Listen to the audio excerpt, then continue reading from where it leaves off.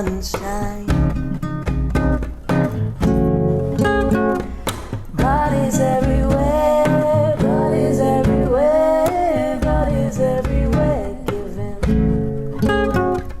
God is everywhere, God is everywhere, God is everywhere giving to the love, giving to the heartbeat, giving to the joy, giving to the miracle of life. I pray for a sign of God, and then I saw the perfection in the universe. I pray to be one with God. Then I remembered God is within me. Yeah, God is everywhere. God is everywhere. God is everywhere within. God is everywhere. God is everywhere. God is everywhere within.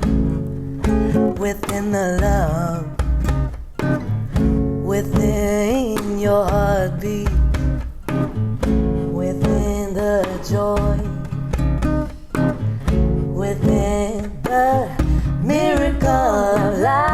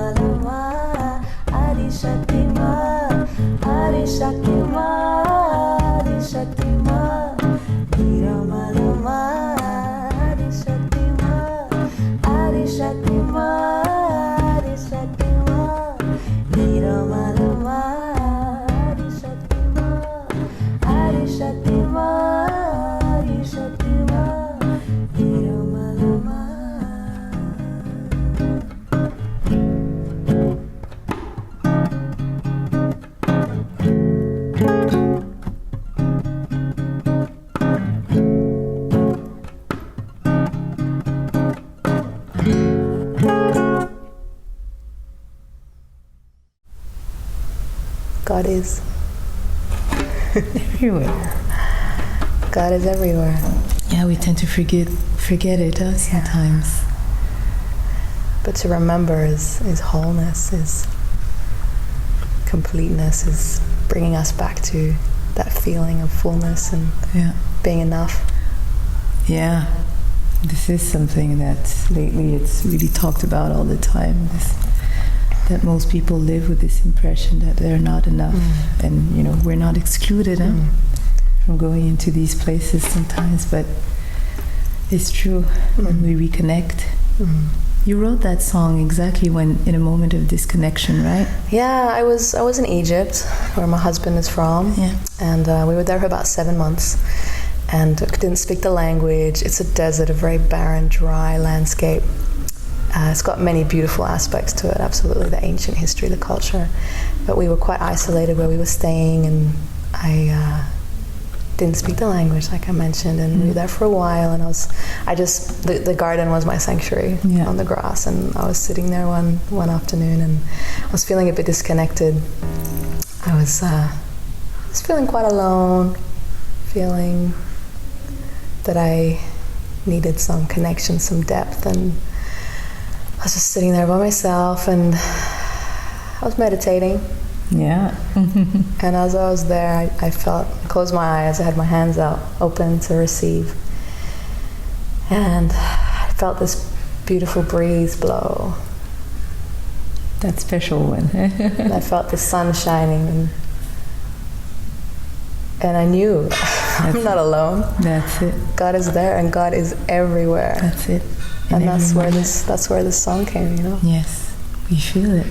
We feel it. That's why it fills up so much. Came from a real place. Yeah, the disconnection is can be scary somehow, but at the same time it can disappear so quickly. Yeah, when we find that way into back into that source. I know that obviously for you too. For me, it's meditation, as you mentioned. Yeah, especially after years of trying different meditations and never reaching that place of direct access to that peace. It was the most revealing thing, when I tried Sahaj 11 years ago already. I can't believe it's 11 years, but because at that moment you really feel you actually access that very thing that all these meditations that I had tried promised. You become it, and quite instantly. This was life-changing for me, because I had always heard that God is within you. I always heard that all my life, and I also wanted to believe it, and somehow I believed it, but I was not experiencing it. I knew it, and I would even say it to people. God is with you, but it was not a concrete feeling. But through Sahaja meditation, that Kundalini awakening makes you understand where God is within you. It makes you understand it, not mentally. You feel it. And what is amazing about that is not that you suddenly feel like, you're this superior being because now you're enlightened. It makes you closer to every human being, even closer, because you know that all of us have exactly that same thing inside. So this is why we did that, right? This is why we did this group. It's in order to share and also meet all the souls that are either already know their Kundalinis or the ones that are looking for it. And we've received this amazing gift. Rosie was actually born into this. She's been born into this culture. I was born into Sahaja practice, Sahaja meditation practice. My grandmother, she started practicing in the 80s. And then my parents came along, and they really benefited a lot from it. And so by the time I was born, my parents were already dedicated yogis. And because it had been running since 1970, right? That's right. That's right. And there was a school that was set up in the mountains in the Himalayas in India. And I went there as a 6-year-old to Dharamshala school. And we were surrounded by jungle. It was this picturesque, beautiful landscape and the beautiful foothills of the Himalayas just watching over us. They were our guardians, Wow. So that was our view every day, this breathtaking view, and waking up to that every day, and picking walnuts off the trees and berries in the jungle, and and that's where I got to have this beautiful instrument introduced into my life. As a 9-year-old, I started playing the sitar, and this whole world of Indian music opened up, and along with the sitar there was a classical element, Indian classical, but there was also the devotional side with the bhajans and the chanting and the mantras. And you probably at that moment already realized the power that singing and music can bring to your devotion. Exactly. And joy. And that's it. So the devotion already comes much more naturally when you're singing it and when there is joy. Because there is joy in knowing that God is there. Absolutely. And that's what we've chosen the name Rayah, which actually translates as friend of God. It comes from the Hebrew word. It comes out of from a Hebrew derived word. So Rayah meaning friend of God. Friend of God. And our goal is to meet all the friends of God. get together with all the friends of God. And sharing joy and devotion of God. And especially at a time today where basically insanity and craziness is right there at your door every day. I really believe that it's just a matter of perspective. I really think that the insanity and the craziness is very exposed, and the beauty and the light and the love is underexposed, just in the way things are organized.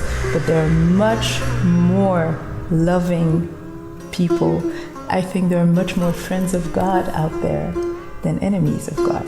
And we do precise, for anyone tuning in at this moment, that we mean God as an energy. We mean God as an energy of love. So through the Sahaja Yoga that we practice, what we've both embraced to the deepest is that when we get in touch with that energy, we realize that since it's an energy that you really feel and that transforms you from inside, you can be Muslim, you can be Jewish, you can be Hindu, you can be any religion, and experience the very same experience of this energy. So in the end, we from all religions can find ourselves in one experience, which is the experience of feeling that divine energy in you, coming from you. You see what you can emanate as. So in the end, religions become just words of worshiping, but what, as human beings, we should first and foremost worship that divine energy in us, because that's what makes us completely one. There's no difference between us if we're all that energy. So we're eternally grateful to Sri Mataji Nirmala Devi. We always have her with her. She's so pretty. She has the loveliest smile, and she had the biggest heart in the world. You know that she went around the world for about 40 years, never asking for one penny, never.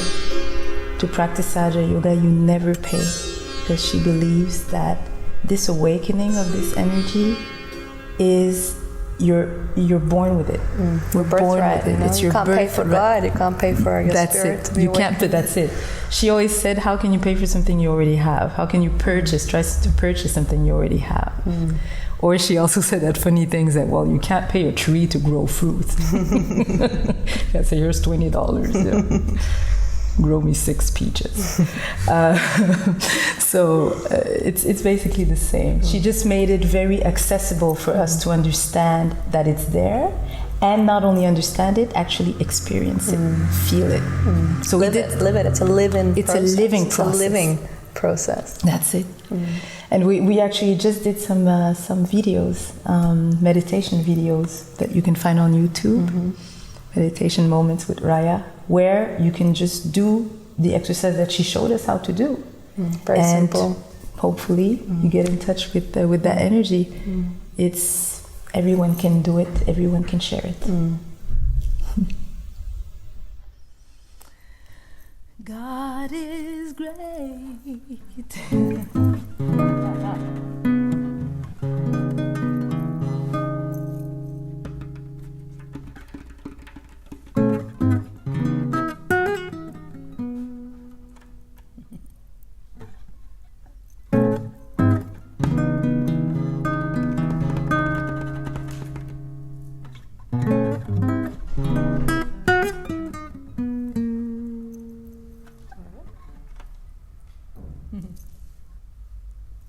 God is great.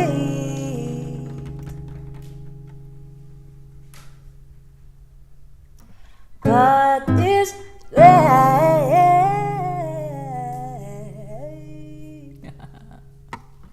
God is great.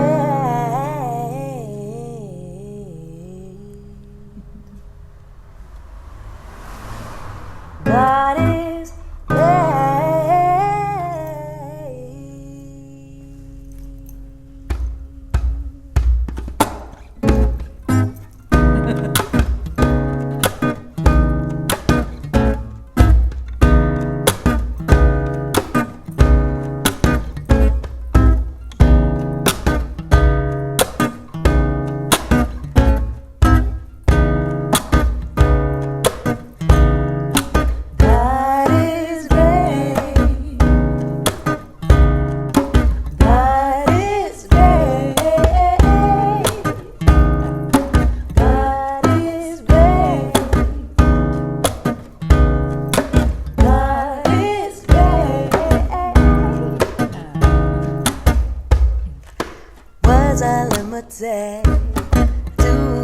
express the glory and the beauty and the wonderment of you.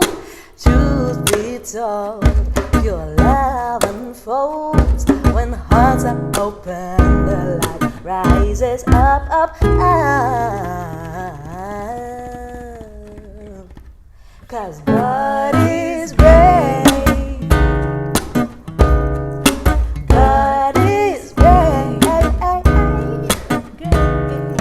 God is great. God is great. Surrender your mind, and in time you'll enter to the spacious kingdom of light.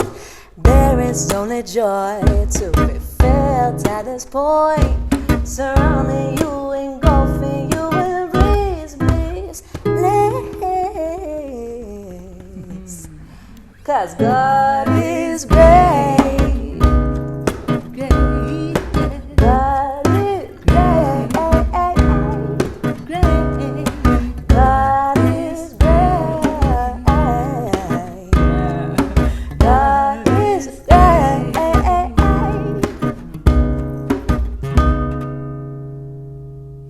'Cause I never felt anything like this. This joy is so pure, you should try it. Ocean of love, let's dive in. Surrender to the truth, truth, truth, truth, truth. Universal peace is possible. Start the inner journey, time to make it real. Light that candle, it's time to unify. Your heart will show you proof, proof, proof, proof, proof. From the atom to the seed, to the flower, to the tree. God's creation is wonderful, and it's here to be enjoyed. There's so much beauty to behold.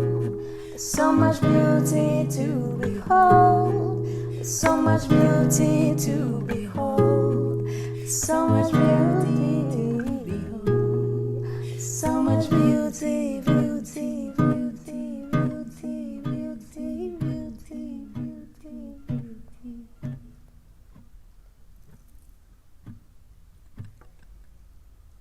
'Cause God is great. God is great. God is great. God is great.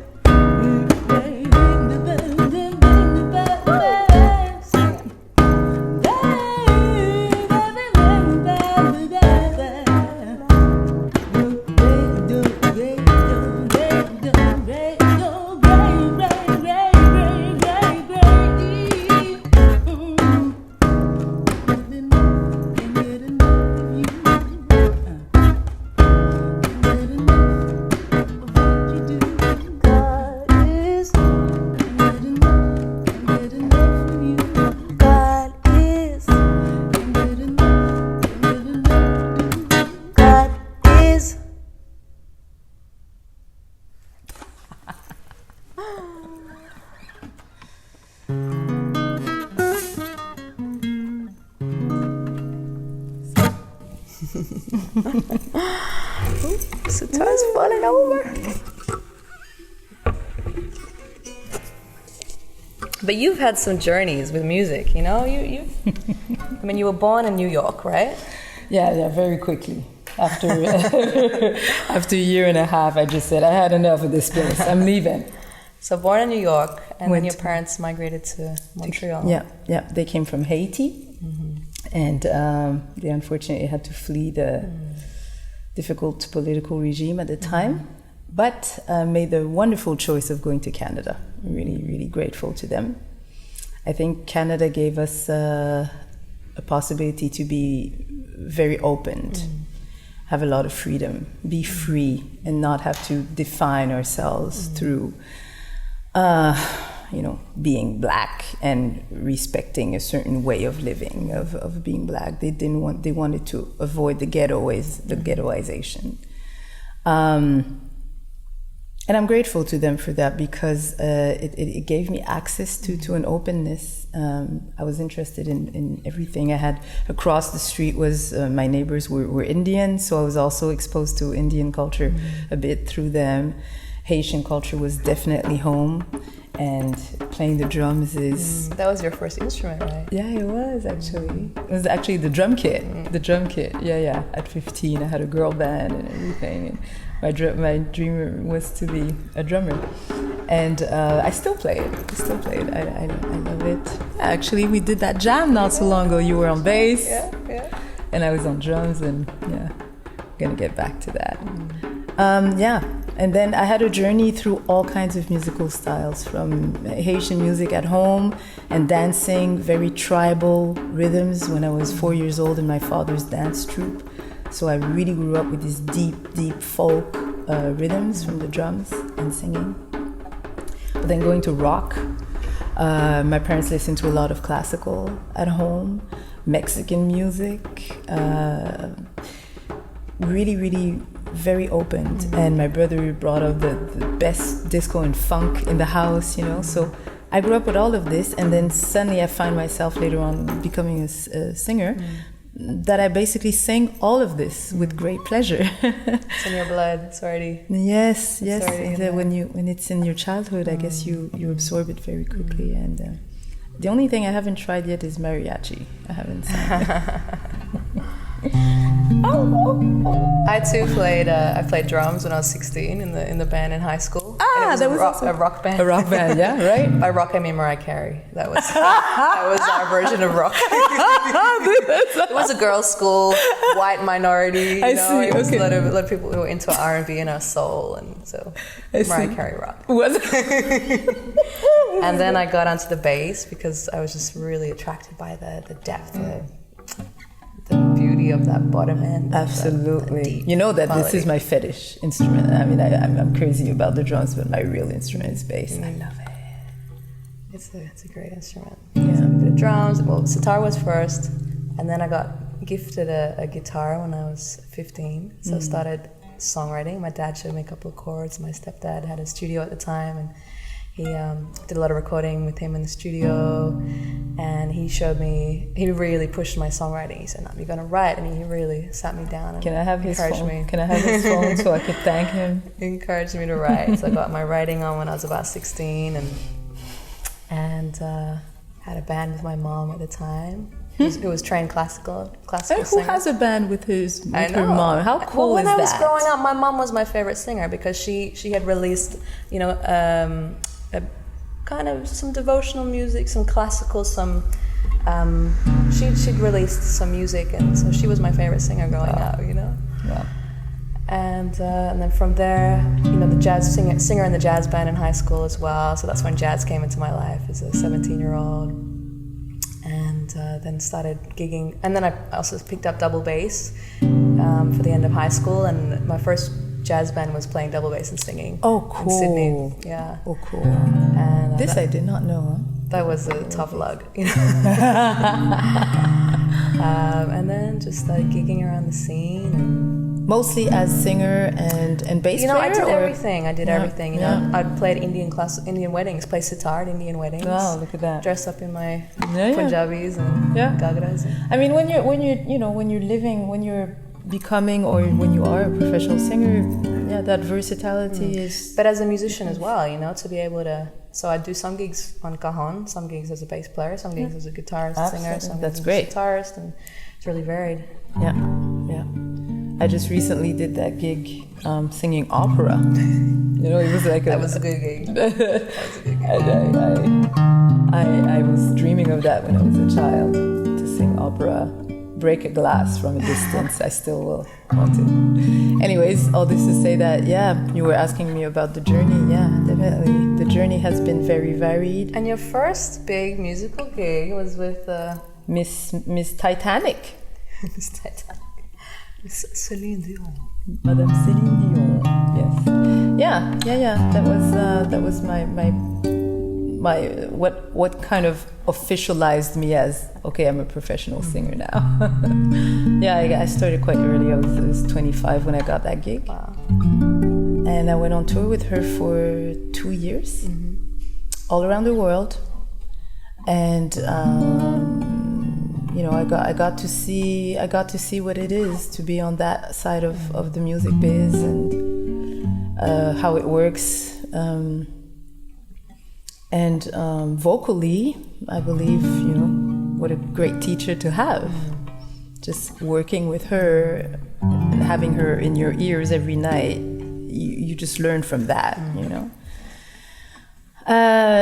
So on a professional level, I was very grateful to have done that gig. But how was your soul? That's it. That's it.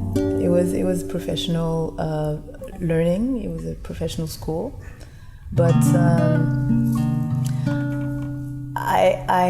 I was not fulfilled, and I was too young at the time to be able to identify things like I am today. But I knew that deep down inside, I never wanted to do music just to get a big fat paycheck and not feel anything. So it was not because I was a back vocalist. It was not my element. It was not my musical element. Although respect. Great singer. But I think even before going on tour, actually, I think I had told you I had already started writing my own songs. I had found an amazing band in Montreal, and I was starting to find my musical identity, having tried all kinds of things. I was starting to find my own thing. I wrote in French, and the stuff that came out ended up fitting to hip-hop a bit. R&B, hip-hop. And that became your first album? It was not actually. That's the thing. The whole thing of Céline actually took me off the path of creating the album. It took me 10 years to get back to create the album finally. But before going on tour with Céline, I already knew that I had something to say. But then when you get a call and to go on tour with Céline, it's very difficult to say no. Although my gut feeling kind of said no. Isn't it funny? Yeah? But at the time, you just don't say no. I felt the same way when I was touring with a band, an Israeli-Australian band called Old Man River. They had a number one hit in Japan. I heard that. Number one hit in Japan and Italy. And we were touring all over Australia. That was my first big touring gig as a 21-year-old. The band had this dream. They were looking for this band member to play sitar, guitar, and sing. And there was an in-band joke. You're like, we're never going to find this person to play these three. And they wanted her to be a woman as well, Whoa! And then they found me. Wow! And I remember we were touring, and we had shows in Japan and in Korea and in Singapore and all over Australia. And I went 1 year not writing a single song, That's it. And you get so drained from the touring. It's so... And I'd come home from tour and I would just cry and cry and cry, and I didn't know why. Why? Yeah, because we're too young to understand, but we know that that's it. You used to say, but how come you're not happy? You got all these staying at 5-star hotels. You're doing this. Everything that people say that you're supposed to have. You're playing with this big star thing. Yeah, but it's Yeah, but I realized what was missing was that I didn't have my meditation practice. You know, I drifted from my spirituality at that time, point. yeah. I drifted from my meditation practice, my Sajja yoga practice, and so I didn't have the tools to, after every gig, come home and just cleanse my energy, cleanse all my chakras, and come back to balance. I didn't have those tools active at the time, even though I knew that I'd forgotten them. You know, I'd gone so far away from it, and that's what took me away. You know? That's why I was just so depleted and exhausted at the end of tour. Yeah. But now, you know, now we have these tools. Yeah, that's what's amazing. And they're so easy. This is what's fascinating. It's so easy. It's right there. It's automatic. That's why it's called Sahaja Yoga. Sahaja means spontaneous. Yoga means union with the divine. So it's a spontaneous union with the divine, with your divine self, actually. And since we know that every human being has this energy inside, then it's easier to see the divine in the other and try to act from that point. Become more forgiving when if you're able to hold on to the divine in the other person, you become more understanding. You can connect to the heart inside of you and connect to their hearts. Yeah, even if when they're having a hard day and they're being unpleasant, it's easier to kind of go there when you or yourself are in your heart space. So now we've got the tools. We got the tools and we want to share them.